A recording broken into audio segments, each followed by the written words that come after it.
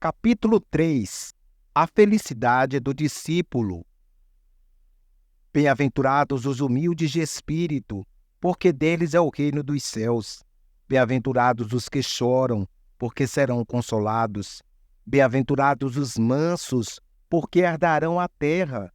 Bem-aventurados os que têm fome e sede de justiça, porque serão fartos. Bem-aventurados os misericordiosos, porque alcançarão misericórdia. Bem-aventurados os limpos de coração, porque verão a Deus. Bem-aventurados os pacificadores, porque serão chamados filhos de Deus. Bem-aventurados os perseguidos por causa da justiça, porque deles é o reino dos céus. Bem-aventurados sois quando, por minha causa, vos injuriarem e vos perseguirem, e mentindo, disserem todo mal contra vós. Regozijai-vos e exultai, porque é grande o vosso galardão nos céus, pois assim perseguiram aos profetas que viveram antes de vós.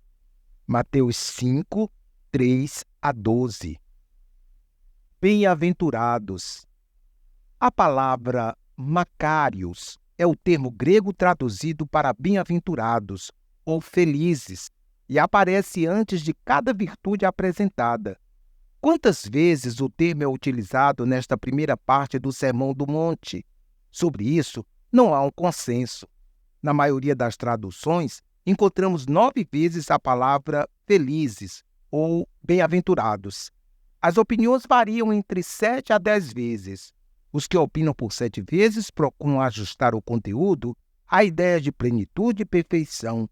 Para tanto, admitem que, nos manuscritos mais antigos, a palavra não esteja contida no verso 5 e que as 2 vezes em que a palavra aparece, nos versos 10 e 11, fazem de fato parte de um único conteúdo. Os que afirmam que o termo se repete 10 vezes fazem-no com a intenção de construir um paralelismo entre as bem-aventuranças e os 10 mandamentos. Desdobram em 2 bem-aventuranças as 2 vezes em que a palavra Macários aparece nos versos 10 e 11, e aí, em vez de 9, tem-se 10 bem-aventuranças. Aqui estamos considerando apenas o consenso generalizado de que a felicidade é o tema central desta primeira parte do Sermão do Monte. Jesus não estava lidando com um tema novo. A felicidade é um conceito tão antigo quanto a história dos seres humanos. Existe paralelamente a toda e qualquer manifestação humana primária, até mesmo as consideradas inconscientes, conhecimento não perceptível ou ainda não decodificado.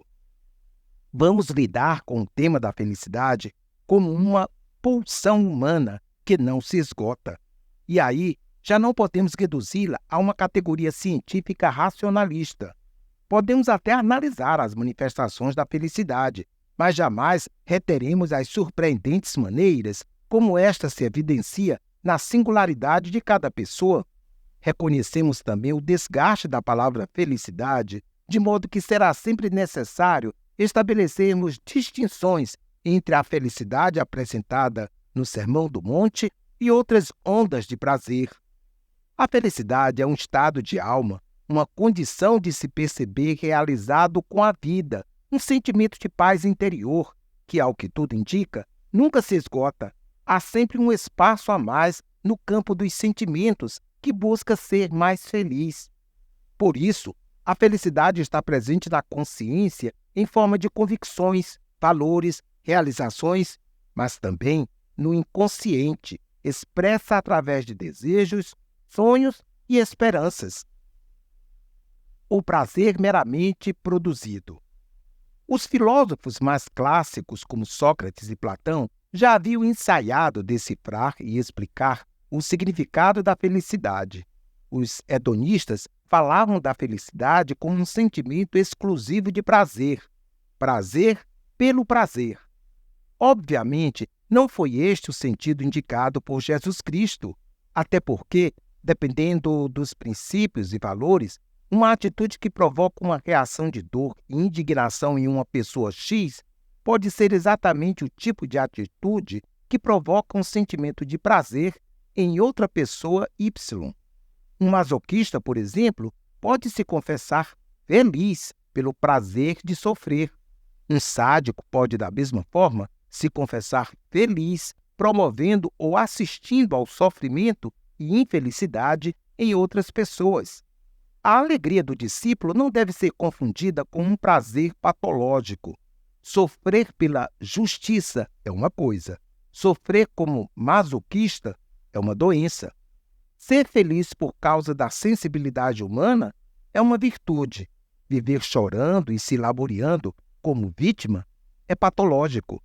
Observe que estamos tentando falar de algum tipo de prazer oriundo de motivações ou ações patológicas. Mas como seria então o prazer provocado por ações boas?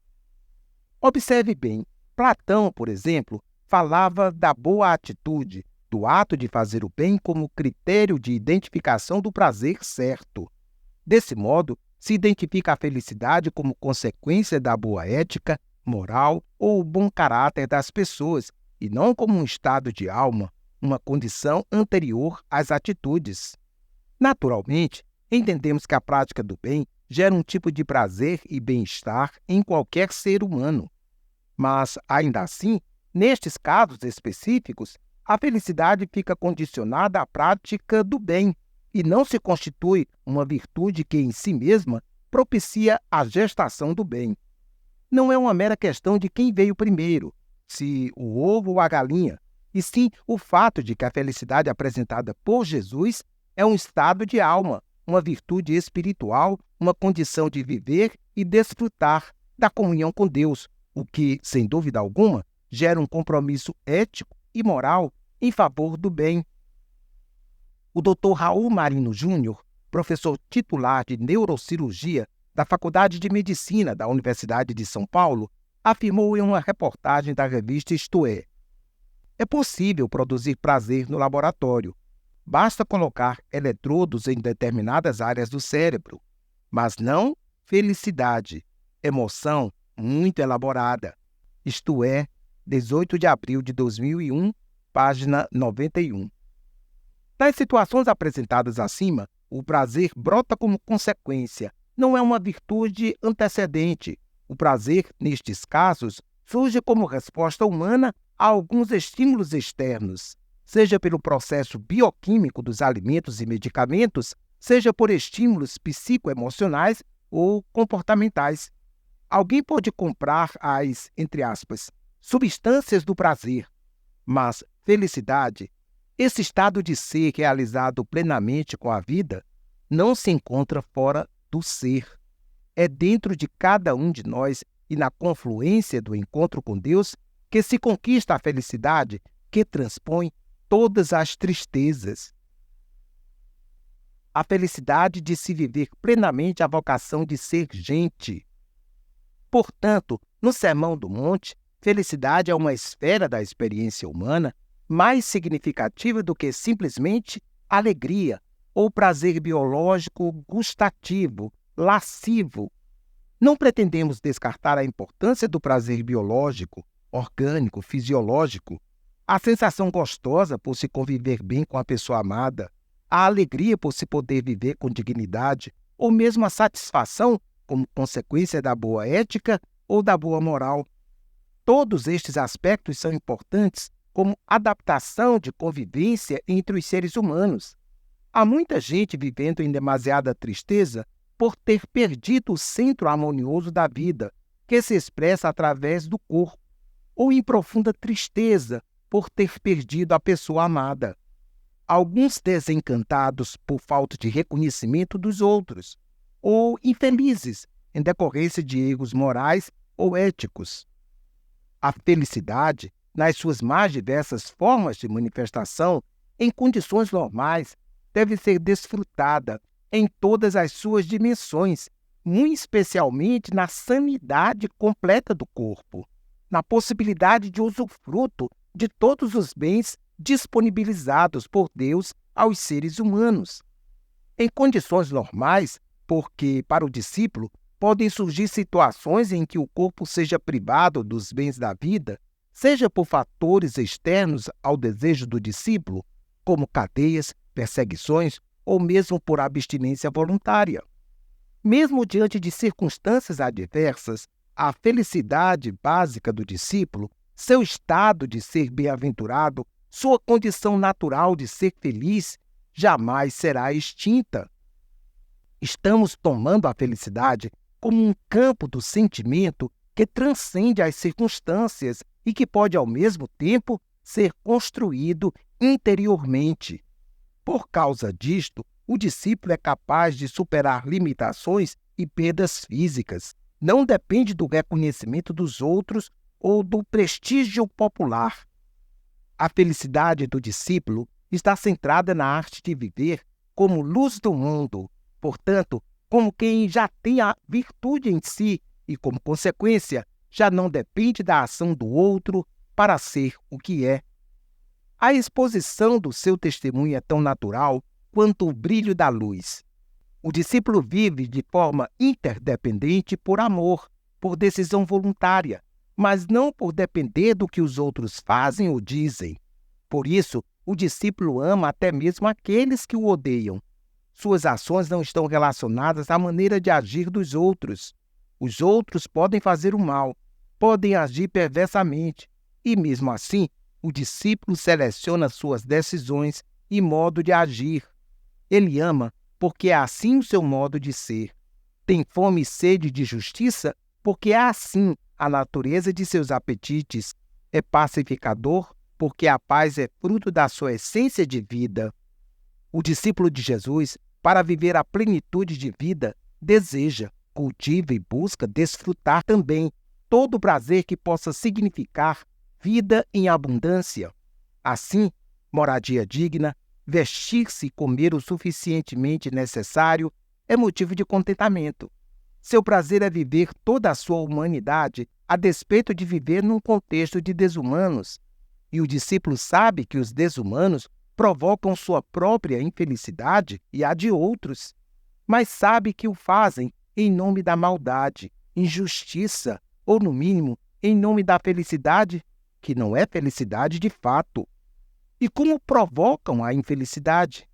Em muitos casos, pelo orgulho ferido, pela gana de um prazer momentâneo, apenas lascivo, expresso no egoísmo de acumular tesouros na terra, mais do que o pão nosso de cada dia. Desse modo, quando acumulam bens em nome do prazer, provocam a carência, miséria e infelicidade de muitos. O discípulo ora pelo pão nosso, coletivo, e somente o de cada dia, pois reconhece que não depende somente de pão, mas de toda palavra que sai da boca de Deus. Assim, a alegria do discípulo não pode ser confundida apenas com um sentimento de prazer biológico. A felicidade, neste caso, assume uma categoria espiritual, mística, transcendente, alimentada da palavra, que amplia a vocação humana de fazer o bem, evidenciando-se, inclusive, em dados momentos, em testemunhos de despojamento do prazer, pela alegria de gerar vida para aqueles que vivem em demasiada tristeza.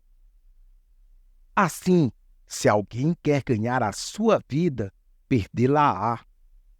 A alegria fascinante do discípulo é viver permanentemente centrado na essência da vida e ter como centro da vida todo o conselho de Deus. Erich Fromm, em seu livro Análise do Homem, dedica um capítulo ao que ele denomina de Problemas de Ética Humanista. No referido capítulo, ele traça um paralelo entre felicidade e prazer e resume suas ideias no que encontrou de consenso entre diversos filósofos. As concepções de Platão, Aristóteles, Spinoza e Spencer têm as seguintes ideias em comum. 1. Que a experiência subjetiva do prazer não é em si mesma suficiente como critério de valor. 2. Que a felicidade está combinada com o bem. 3. Que pode ser encontrado um critério objetivo para a avaliação do prazer. Platão referiu-se ao homem bom como critério para o prazer certo. Aristóteles, a função do homem.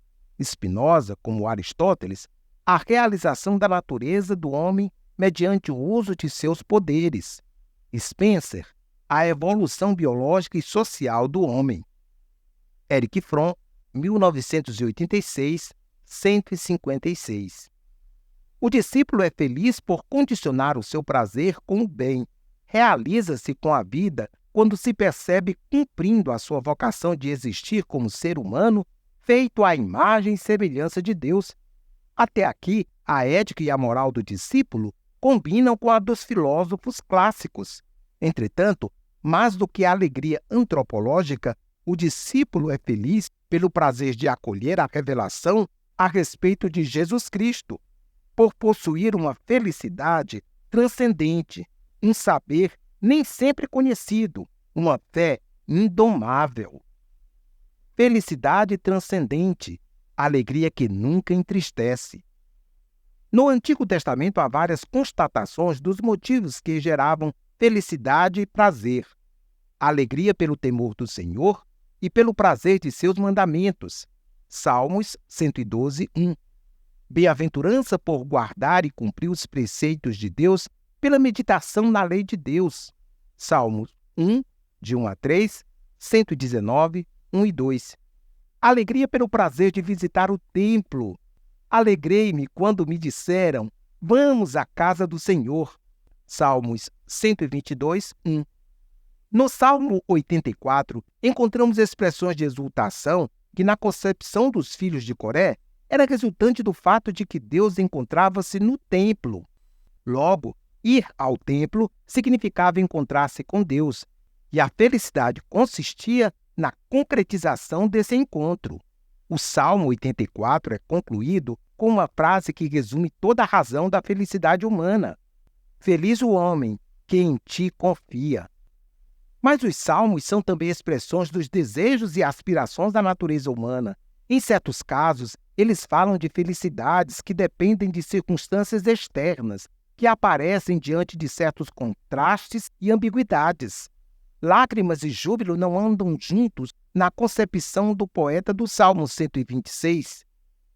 A felicidade é vista no contraste posterior ao choro que se manifesta durante a noite e na alegria que surge ao amanhecer. Há casos em que a alegria, tudo indica, existe por causa da prosperidade, sucesso, vitória sobre os inimigos. O ensino de Jesus focaliza a felicidade, mesmo que diante das lágrimas. Felizes os que choram, ou diante da pobreza. Felizes os pobres de espírito.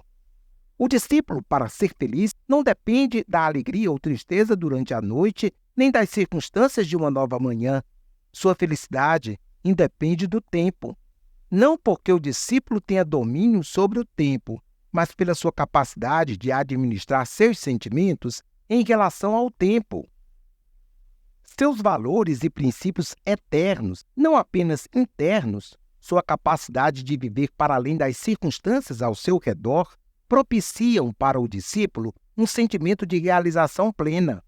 Tudo porque a felicidade do discípulo nasce na conexão espiritual do ser antropológico com o ser, aquele outro que se busca no espaço da alma, mesmo sabendo que ele, o outro, transcende ao último ponto que o infinito humano possa alcançar.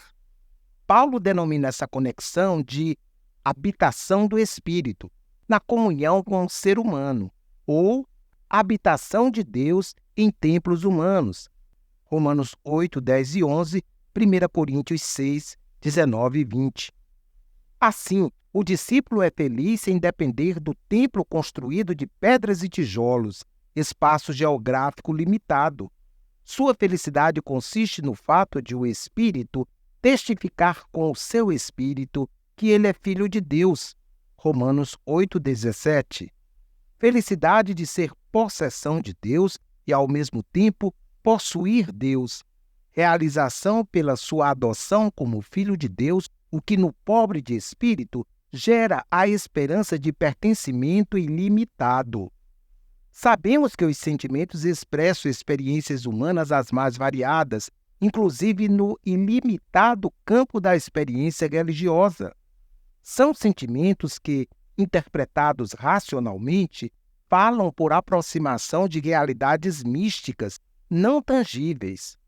O Evangelho traz na sua natureza essa potencialidade, um poder e uma fé latentes que transcendem as categorias racionais, chegando entre nós através de um conhecimento não cognitivo. No princípio era o Verbo, e o Verbo estava com Deus, e o Verbo era Deus. E o Verbo se fez carne e habitou entre nós, e vimos a sua glória. João 1 e 14. Leloup, comentando sobre Filon e os terapeutas de Alexandria, diz: a saúde do ser humano é a alegria, e essa alegria é participação no próprio ser de Deus. Estar triste, para Filon, é estar separado do ser, é viver como se ele não existisse, é esquecer a realidade daquele que é e dar importância desmesurada àquilo que não é. A tristeza é o sintoma de uma vida longe do ser. Pôr a sua alegria em outro lugar que não no ser que é, só poderá gerar decepção. Curar uma pessoa da tristeza é levá-la de volta à fonte transcendente do seu ser, que é a alegria não subjetiva, que só falta quando alguém a esquece. Leloup, 1998, 83 e 84. João escreve em uma de suas epístolas: o que era desde o princípio, o que temos ouvido, o que temos visto com os nossos próprios olhos, o que contemplamos e as nossas mãos apalparam com respeito ao Verbo da vida, e a vida se manifestou, e dela damos testemunho, e vos-la anunciamos, a vida eterna, a qual estava com o Pai, e nos foi manifestada. O que temos visto e ouvido anunciamos também a vós outros. Estas coisas, pois, vos escrevemos para que a nossa alegria seja completa. 1 João 1, de 1 a 4. Ao registrar a oração sacerdotal de Jesus, João escreve uma frase dita pelo Mestre que expressa essa alegria transcendente. Mas agora vou para junto de ti, e isto falo no mundo, para que eles tenham o meu gozo completo em si mesmos. João 17, 13. Portanto, nas palavras de Jesus e nos escritos dos apóstolos, há um tipo de experiência que na esfera dos sentimentos traduz-se como alegria, mas que, em verdade, é apenas uma aproximação, por analogia, da felicidade incontida, indescritível, indestrutível. Assim como existe o amor de Deus, não poderíamos falar de uma felicidade de Deus que, por graça, Ele concede aos humanos. Sem essa felicidade transcendente, alegria que nunca entristece, que existe para além das formas, qualquer outro prazer que não esse é reduzido em instrumento de reprodução das tristezas e da morte. A felicidade, no Sermão do Monte, está embebida de dimensões espirituais, sobrenaturais, proféticas, fermento da novidade iluminada e transformadoras, capazes de resgatar o mais profundo significado do ser humano e, consequentemente, numa experiência de vida que não se esgota no materialismo. A felicidade no Sermão do Monte é uma espécie de tesouro não material. Nem a traça nem a ferrugem a corroem, e ladrões não podem furtá-la. Por analogia, essa felicidade é mais fácil de ser percebida na natureza singela das aves do céu e dos lírios do campo do que na pomposa tristeza da glória de Salomão. É uma felicidade também relacional, por ser fruto da devoção do discípulo. Cabe ao discípulo a alegria de falar com o Pai Celeste que está em secreto, doar ao pobre e desfrutar da alegria de doar, ou quem sabe, se for o caso, da alegria de ser recompensado pelo Pai. O Pai Celeste sabe de todas as coisas, conhece as necessidades antes que elas sejam expostas em oração. Ele é celestial, autônomo, suficiente em si mesmo, tem todo o poder, glória e honra. Diante dele, qualquer ser humano acolhe um sentimento de esvaziamento, aniquilamento de si mesmo. Percebe-se simplesmente um pobre de espírito. E aí está a felicidade do discípulo, sua realização plena, sua salvação total, salvação de si mesmo, de qualquer orgulho, salvação de alegrar-se em qualquer outro ou coisa que não seja o Pai. Enfim, salvação de toda tristeza, frustração, decepção. A felicidade do discípulo está fundamentada na sua fé. Fé aqui deve ser entendida como uma relação paterno-filial com Deus, de onde brotam os valores, princípios, convicções do discípulo. Pois na concepção do discípulo, sem fé é impossível agradar a Deus. Hebreus 11:6. Desse modo, no Sermão do Monte, a fé é muito mais do que um sentimento místico, é mais do que uma realização positivista. A fé, no ensino de Jesus, adquire um caráter relacional e racional, ortodoxo e prático, confessional e ético. Na plenitude do sentimento de reconciliação e paz com Deus e na totalidade ética do discípulo de Jesus Cristo, encontramos a sua felicidade ou realização plena com a vida. Resumindo, arriscamos afirmar que a felicidade do discípulo consiste primeiramente no reencontro harmonioso com o ser que é feliz. O apóstolo Paulo faz referência a uma experiência que ele denomina de reconciliação com Deus.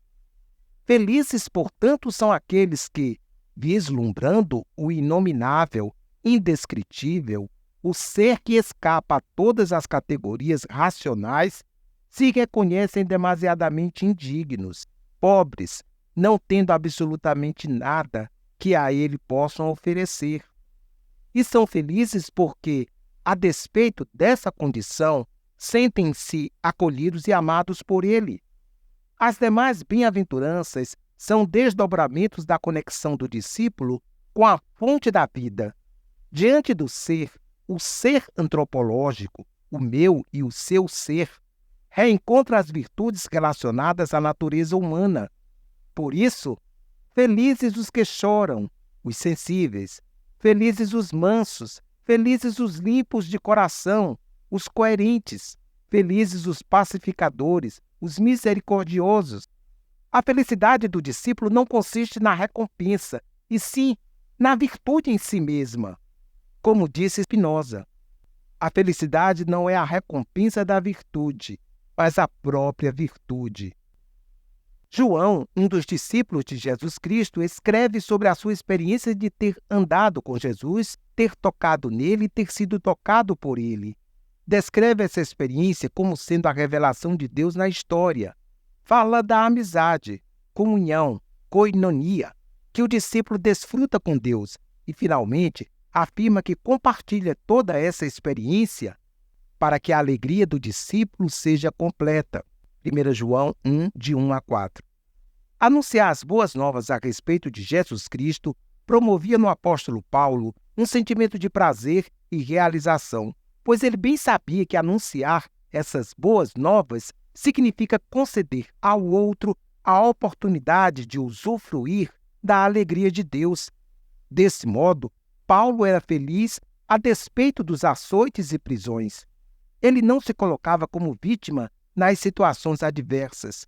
Muito pelo contrário, ainda que exposto a situações de dor e catástrofe, confessava-se uma pessoa feliz, realizada com a vida.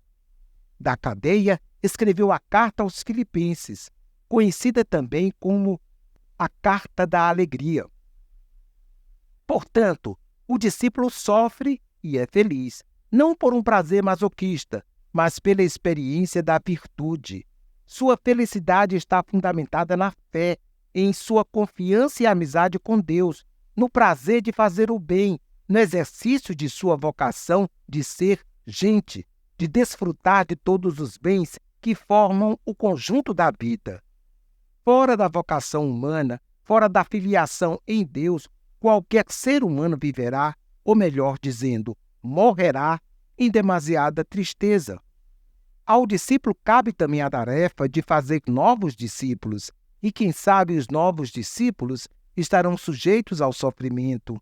E mesmo assim, Aqueles que arregimentam os novos se manterá feliz, não pelo prazer sádico de ver os outros sofrendo, mas por encontrar continuadores históricos dos profetas. Regozijai-vos, porque assim perseguiram aos profetas que viveram antes de vós. Em suma, não há nada circunstancial capaz de roubar a felicidade do discípulo de Jesus Cristo. Toda a sua felicidade independe de circunstâncias externas.